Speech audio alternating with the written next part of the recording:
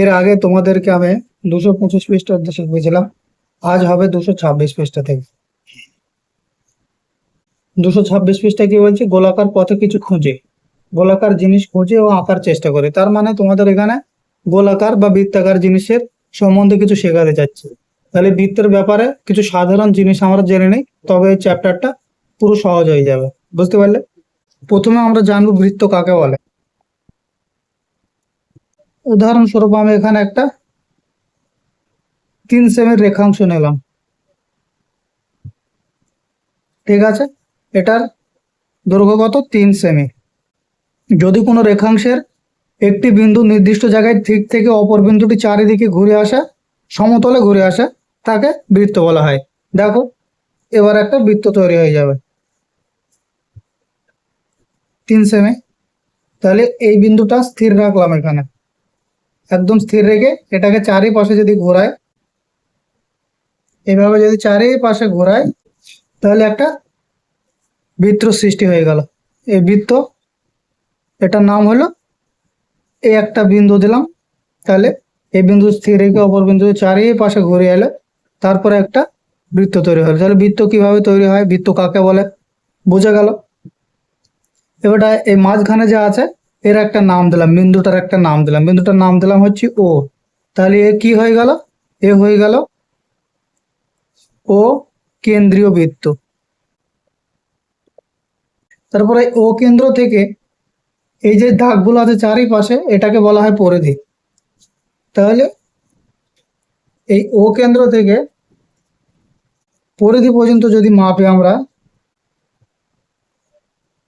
এটার দৈর্ঘ্য হবে 3 সেমি। আর এই দৈর্ঘ্যটাকে কি বলা হয়? বিন্দু থেকে বৃত্তের যে কোনো একটা ধার পর্যন্ত যাওয়া, যেদিকেই যাবা, এর দৈর্ঘ্য হবে 3 সেমি। তাহলে একে বলা হয় ব্যাসার্ধ, ঠিক আছে? তাহলে এই 3 সেমিটার কি হয়ে গেল? নাম ব্যাসার্ধ হয়ে গেল। ব্যাসার্ধকে ইংরেজিতে বলে রেডিয়াস, রেডিয়াসকে শর্টকাটে বলা হয় আর, ঠিক আছে?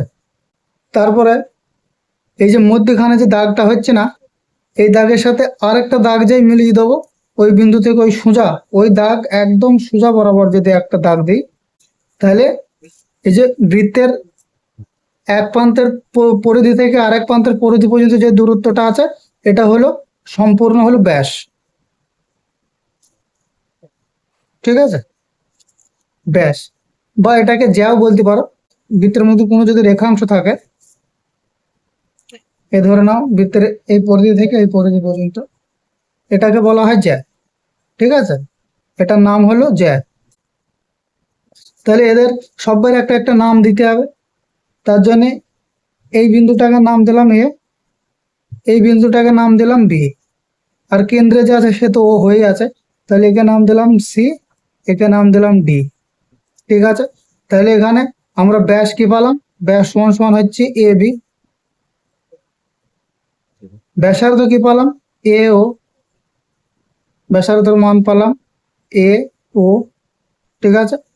তারপরে জ্যার কি মান পেলাম? সিডি। সিডি সমান সমান হলো জ্যা, এবি সমান সমান হলো ব্যাস, আর এও হলো ব্যাসার্ধ, ঠিক আছে? এখান থেকে যে ছোট একটা বিন্দু থেকে এই বিন্দু পর্যন্ত একটা দাগ, এই যে এই দাগটা দেখতে পাচ্ছ, এইটা, এই দাগটা হলো বৃত্তচাপ। এখানে একটা নাম দিয়ে দাও, ই নাম দাও। তাহলে সিইডি বা সিডিই হলো একটি বৃত্তচাপ,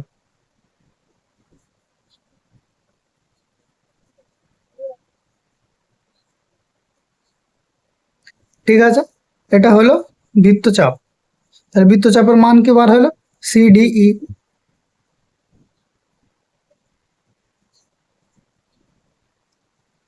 তারপরে আসে এইটুকু, এই যে ছোট টুকরো, তা যদি বৃত্তচাপ বলা হয়, এই বিন্দু থেকে শুরু করে যদি বি বিন্দু পর্যন্ত আসে ঘুরে, এইভাবে এইভাবে যদি ঘুরে আসে, তাহলে এর নাম হবে, এর নাম হবে অর্ধবৃত্ত, ঠিক আছে?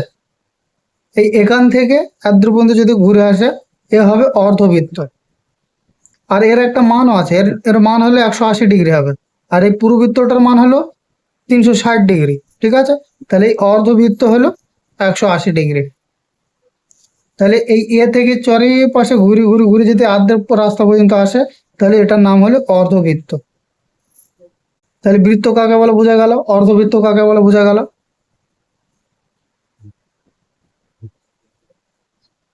ঠিক আছে, অর্ধবৃত্তের মান কি হলো এ বি। ঠিক আছে, তাহলে এটা যদি অর্ধবৃত্ত হয়, এই যে এখান থেকে শুরু করে চারিপাশে ঘুরে এসে যখন আরেকটা বিন্দুতে মিলিত হলো, তাহলে এটাকে বলা হয় বৃত্তের পরিধি।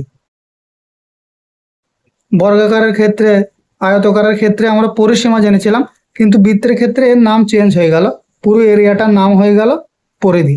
ঠিক আছে, তাহলে পরিধি এখানে কি হলো, এ থেকে এ বিন্দুতে ঘুরে এলো, বুঝতে পারলে। তাহলে এখানে মান না দিলেও চলবে, যে বৃত্তের চারিপাশে থাকে তাকে পরিধি বলে। তারপরে আসে বৃত্তের ভেতরের জায়গাটা, এই বৃত্তের ভেতরের জায়গাটা হলো ক্ষেত্রফল। ক্ষেত্রফল সম্বন্ধে তোমাদের তো আগে শিখিয়েছিলাম, যখন এই আয়তকার তারপরে বর্গাকারের সম্বন্ধে শিখিয়েছিলাম, তখন ক্ষেত্রফলের সম্বন্ধে শিখিয়েছিলাম। ঠিক আছে, তাহলে এখানে বৃত্তের ক্ষেত্রফল আর পরিধির সূত্র আমরা কিভাবে বার করব। আয়তকারের ক্ষেত্রে কি শিখেছিলাম, এর পরিসীমা 2 গুণিত দৈর্ঘ্য যোগ প্রস্থ, তাই তো, তাহলে এর পরিসীমা বার হয়ে যেত। আর এর ক্ষেত্রে পরিসীমা কি ছিল, বাহু ইন্টু 4, বাহু গুণিত 4, এর পরিসীমা বার হয়ে যেত। কিন্তু এই যে এর পরিধি কি করে বার করবা, এর পরিসীমাটা কি করে বার করবা, এর পরিধি বার করবা এখান থেকে এর মানটা বার করবা হচ্ছে, এর একটা সূত্র আছে 2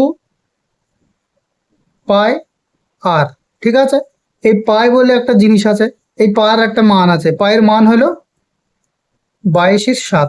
ঠিক আছে, আর আর মানে রেডিয়াস, এই যে এখান থেকে এটা হলো না, এই মানটা হলো আর, তাহলে এদের গুণ করে দিতে হবে, তাহলে এর পুরোটার পরিধি বার হয়ে যাবে। আর ক্ষেত্রফলের ক্ষেত্রে কি করবা, ক্ষেত্রফলের সূত্র হলো পাই আর স্কয়ার। ঠিক আছে, তাহলে পায়ের মান কত বললাম, 22/7, আর আর এর মান কত হবে, যে বৃত্তই আঁকবা তার একটা কেন্দ্র থেকে পরিধি পর্যন্ত একটা দাগ থাকে, কেন্দ্র থেকে পরিধি পর্যন্ত যে দূরত্বটা, সেই দূরত্বটাকে স্কয়ার করে দেব, তারপরে গুণ করে যা বার হবে সেটাই হলো ক্ষেত্রফল, বৃত্তের ক্ষেত্রফল। তাহলে বোঝা গেল। এটাকে আঁকলাম 3 সেমি, তাহলে 3 সেমির ক্ষেত্রফল আমরা এখানে কিভাবে বার করব, এই দেখে নাও। তাহলে পাই আর স্কয়ার, তাহলে পায়ের মান কত 22/7, আর এখানে আর এর মান কত, রেডিয়াসের মান কত 3 সেমি,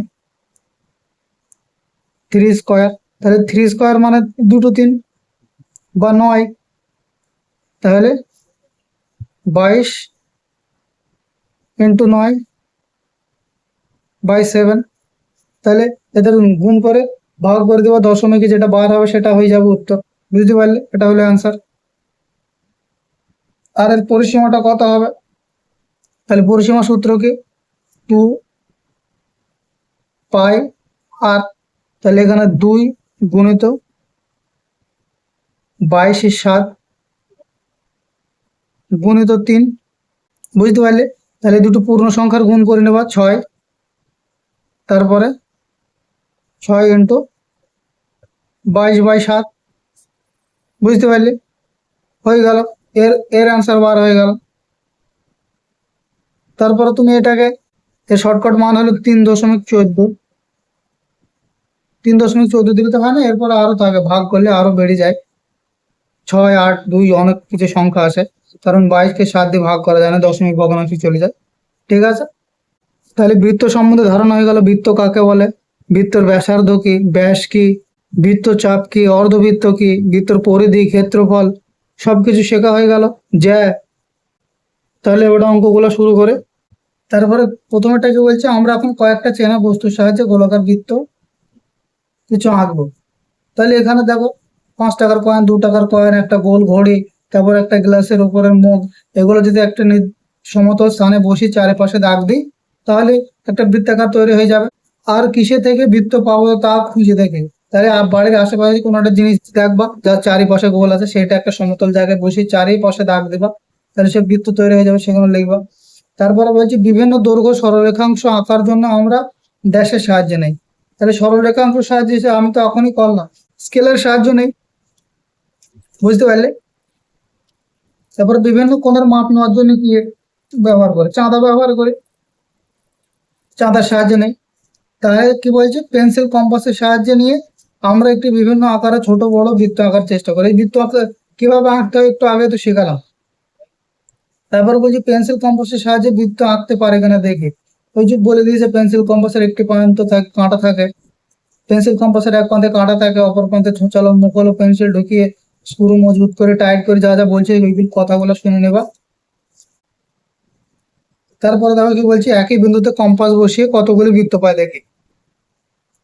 তাহলে একটা বিন্দুতে এটা বসালাম, এ একটা বৃত্ত হলো। তারপরে এর মান আর একটু বাড়িয়ে দিলাম,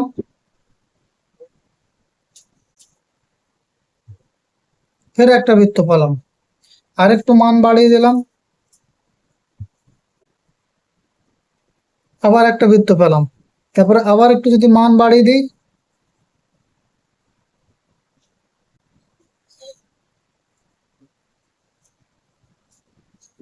আবার একটা বৃত্ত পেলাম। ঠিক আছে, তাহলে এই বৃত্তগুলোর একটা করে নাম দিলাম। এটা হচ্ছে কেন্দ্র, এটা হচ্ছে এর নাম দিলাম ও কেন্দ্র। ঠিক আছে, তাহলে এদের একটা করে নাম দিতে গেলাম। এর নাম দিলাম এ, এর নাম দিলাম বি, এর নাম দিলাম সি, এর নাম দিলাম ডি। ঠিক আছে, তাহলে যখন একই কেন্দ্রতে একই কেন্দ্র থেকে বাকি সবার দূরত্ব আলাদা আলাদা হতে থাকে কিন্তু কেন্দ্র একটাই থাকে, তাহলে তাকে আমরা কি বলবো, সমকেন্দ্রিক বৃত্ত। এদের ব্যাস সবাই আলাদা, ঠিক আছে, ও থেকে এ আলাদা, ও থেকে বি আলাদা, ও থেকে সি আলাদা, ও থেকে ডি আলাদা। তাহলে এদের ব্যাসার্ধ আলাদা হয়,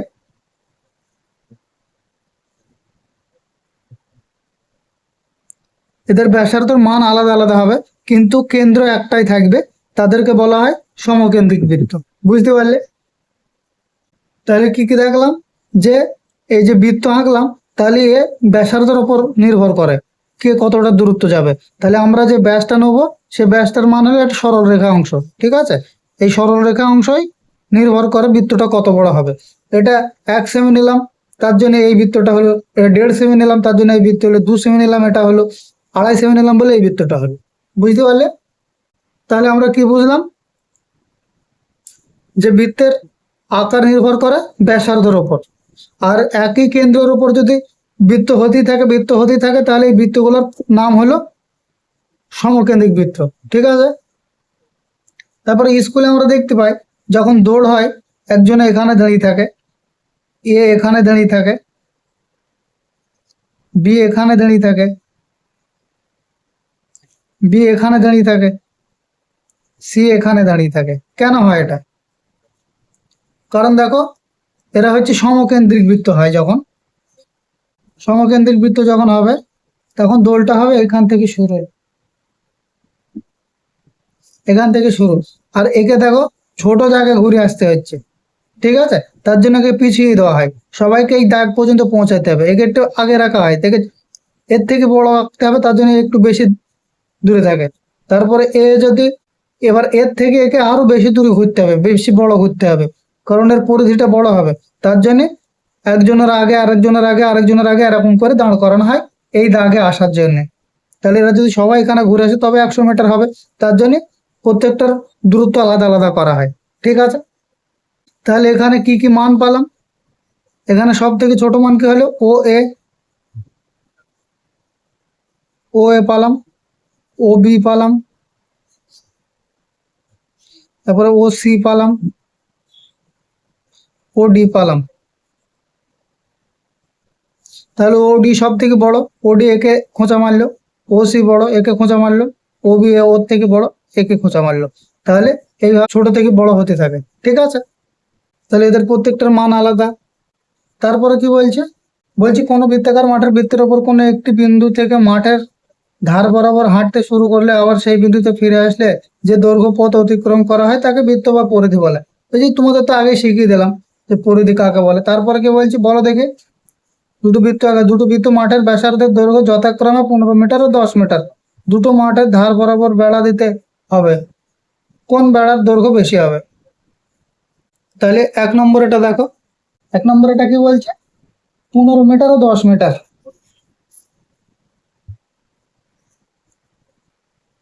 ঠিক আছে, 15 মিটার তো অনেক বড়, এখানে তো প্র্যাকটিক্যালি করা সম্ভব নয়। তার জন্য 15 মিটারকে আমরা 15 সেমি ধরে নেবো। ঠিক আছে, 15 সেমি বলছি, 15 মিলি সেমি ধরে নেবো, বা দেড় দেড় সেমি ধরে নেবো। তাহলে এখানে 1.5 সেমি আঁকলাম, বা 15টা দাগ, 15 মিলি সেমি। এটা হচ্ছে 15 মিলি সেমি। তার মানে এর মান আমরা ধরে নিলাম 15 মিটার।